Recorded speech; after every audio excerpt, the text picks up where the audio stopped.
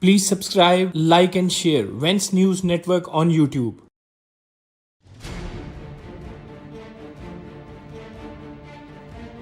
So are really Indians safe in Canada? Or in other words, if I can say, are really Indian students are safe in Canada?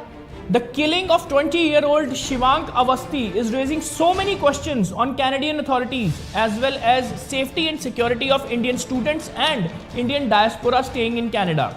Shivank Avasthi, an Indian origin student, 20-year-old boy who was pursuing his PhD in Toronto University, he was shot to death in a broad daylight in a public place. So that raises so many questions. He's a bright student and in fact pursuing his PhD. If some student is pursuing his PhD, he is not a normal student. He turned out to be an asset just because after masters reaching to PhD and even on the foreign land, it's not a normal thing. So Shivank and killing of Shivank is not a normal thing. Was he being on the target? Was he being killed just because he was an Indian student? What is the reason behind this? Though Toronto police, a regular statement has issued that the homicide case has been registered and in fact the investigation is on and the killer was managed to flee from the spot immediately after killing him and they are searching the suspect. They have also released the helpline number if anybody having any kind of information so they can contact the Toronto police and his identity, his or her in fact identity will remain hidden. But the big question arises that are really Indians are safe and what the Toronto and even the Canada police and administration and government is doing for them, for making them safe. Is the land really safe for the Indian? Just because this is not the first incident. Just few days back, just a week back, Himanshi Khurana, another Indian origin girl, she was killed, she was kidnapped. This incident reported on December 19 when she was kidnapped. Himanshi kidnapped on December 19, 2025 and her body was recovered on the very next day of the kidnapping. That means December 2025, her body recovered. She was killed. Even the police has also identified the suspect in this case, a 32-year-old Muslim boy against whom the police have issued the arrest warrant and in fact he has been charged with the first-degree murder as well. But again, was Himanshi killed just because she was an Indian? Was Shivank killed just because he was an Indian? This is the big question arising here. And even not only this, we'll tell you a third story also, where an innocent Indian was killed who was just a bystander, who was waiting for his bus at a bus stop. And this incident reported in the month of April in 2025. He is also a student, he is also a youngster, Randhawa. He was just waiting for his bus at a bus stand like a bystander when there was a shooting incident reported among two vehicles. A bullet has just crossed his chest, resulting that he was dead on the spot. Another youngster in fact. It was not a revenge killing.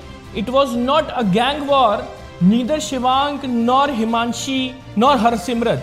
No one has been involved into any kind of gang war. But still they have killed. Why they have killed? This is a big question. What was the reason behind their killing? What was the motive of that crime? That turned out to be the big question. And in fact, the Indians who are staying in Canada, they are very much concerned about this. Several questions are being arising on Canadian administration and Canadian government as well as Canadian police also, why they are not able to control such kind of incidents which are specifically targeting Indians. Why this is happening. And even Ministry of External Affairs is also concerned about the incidents. They are in touch with the Canadian authorities and they are also pursuing the case. Yes, the person is of Indian origin, but he happens to be, I understand, a Canadian national. So obviously the government of Canada should take responsibility and in this particular matter. But the investigation of Shivank's murder has not reached to any conclusion just because so far the suspect has not been identified. He managed to flee from the spot, which is raising so many questions and concerns about the Indians as well as the questions on Canadian government. So big question is still sustaining. Is Canada a safe land for Indians? Just because this is one of the favorite place, one of the popular place, one of the popular country among the North Indians. Hundreds and thousands of the families has been migrated to Canada, especially from North India. They are holding their businesses, their kids are studying there, even the students have been shifting there for the higher studies. The young couples are taking the PRs in Canada. But these incidents tells another story. The grey area of Canada. Is really Canada a safe place? or not? This is a big question. Indian diaspora is very much concerned about this incident just because this is not the first incident reported. So let's wait and watch that either Canadian police, Canadian government is going to deliver justice in Shivang's death, or this will another story that will be leading to some other incidents where the Indians will again on the target. So let's wait and watch. And this question is still arising, to which only Canadian government can answer. Is Canada safe for Indians? In the last 48 hours, Bangladesh has been a nation of stark contrasts, euphoric celebration on one hand, and renewed grief and anger on the other. The long-awaited return of opposition leader Tariq Rahman after 17 years in exile has electrified the country, while yet another brutal killing of a Hindu citizen has reignited fears over minority safety. We bring you the complete picture. December 25th, 2025, a historic day for the Bangladesh Nationalist Party and its millions of supporters. At Hazrat Shah Jalal International Airport in Dhaka, BNP acting chairman Tariq Rahman stepped off a commercial flight from London, accompanied by his wife Zubaida Rahman and daughter Zaima.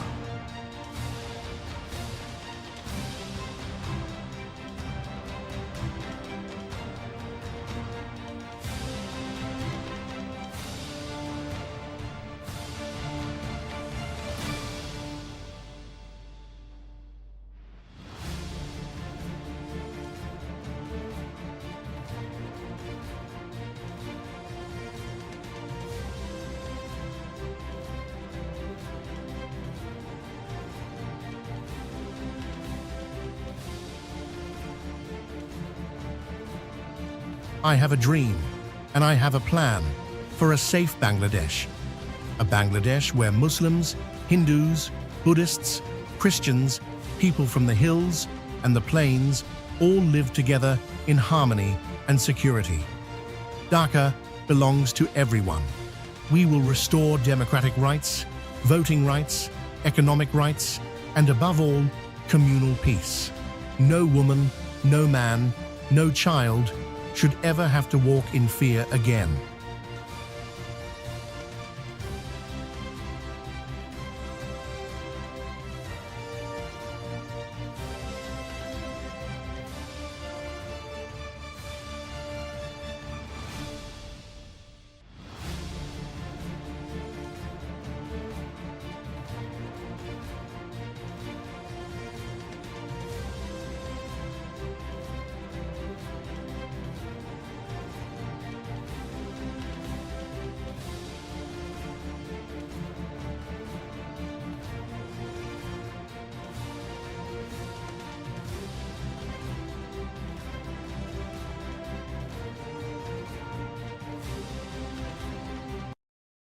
Regarding anti-India rhetoric, you would have seen also in the last several days we have issued a couple of or more than couple of statements.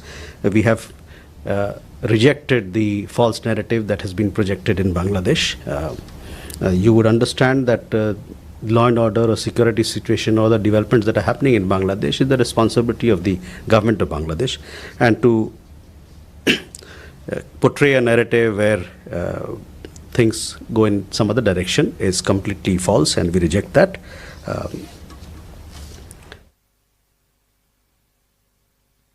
Akhilesh, your question regarding minorities. We are all aware of the recent developments in Bangladesh. We have been closely following them, and as far as law and order situation is concerned, I have been apprising you from time to time as to what our position has been or should be and is today. The unremitting hostility against minorities in Bangladesh, including Hindus, Christians, and Buddhists, at the hands of extremists, is a matter of grave concern. We condemn the recent gruesome killing of a Hindu youth in Maimen Singh and expect that the perpetrators of the crime would be brought to justice. Over 2,900 incidents of violence against minorities, including cases of killings, arsons, land grab, have been documented by independent sources during the tenure of the interim government. These incidents cannot be brushed aside as mere media exaggerations or dismissed as political violence. REHMAN's return has undeniably galvanized the BNP base and unified the party at a critical time. His emphasis on inclusive governance and communal peace is strategically important as elections approach. But the government must demonstrate tangible steps, swift arrests, fair trials, to rebuild trust among minority communities.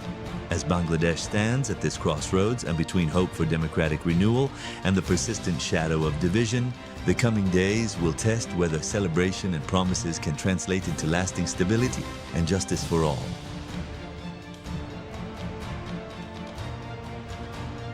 The national capital is once again enveloped in a thick, toxic smog blanket, with air quality plummeting back into the very poor category after a fleeting improvement over Christmas.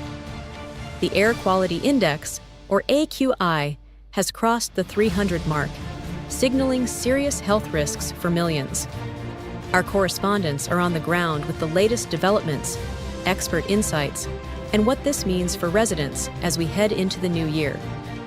According to the latest data from monitoring stations, Delhi's overall AQI stood at 310 this afternoon, firmly in the very poor range, with some areas like Anand Vihar and Punjabi Bagh reporting even higher readings up to 332.